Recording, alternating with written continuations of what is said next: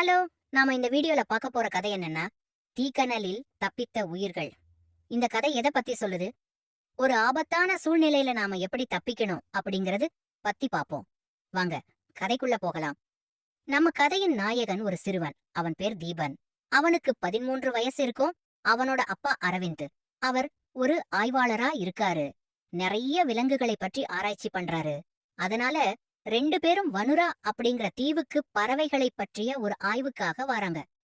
தீவோட இயற்கை அழகு, பறவைகள், நீல நிற கடல் எல்லாத்தையும் தீபன் பார்த்து ஆச்சரியப்பட்டான். ஆனால் அவனோட கவனம் முழுக்க தீவோட நடுவுல இருந்த பெரிய மலை மேலதான் இருந்தது. அது ஒரு பழமையான எரிமலை. ஆனால் ரொம்ப வருஷமா அது அமைதியாதான் இருக்கு. தீபன் அவன் அப்பாட்ட கேட்டான், இந்த எரிமலை வெடிக்கிற வாய்ப்பு இருக்கா? அதுக்கு அவன் அப்பா சொன்னாரு, வாய்ப்பு ரொம்ப கம்மிதான். ஆனா இயற்கையை எப்போதும் நம்ப முடியாது அப்படின்னு பேசிட்டு இருந்தாங்க. அப்போ திடீர்னு விலங்குகள் தாறுமாறா ஓட ஆரம்பிச்சுது. பூமி நடுங்க ஆரம்பிச்சுது.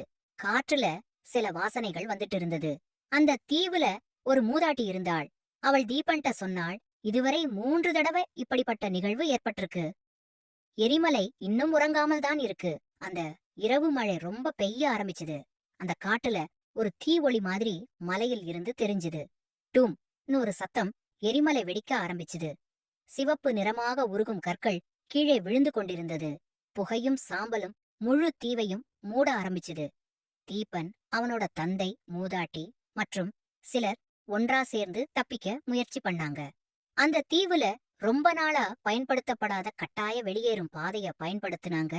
வளர்ந்த கொடி மரங்களுக்கு இடையில உடைந்து விழுற மாதிரி ஒரு பாலம் இருந்தது. தீபனுக்கு கயிறை பயன்படுத்துற முறை தெரிஞ்சிருந்தது.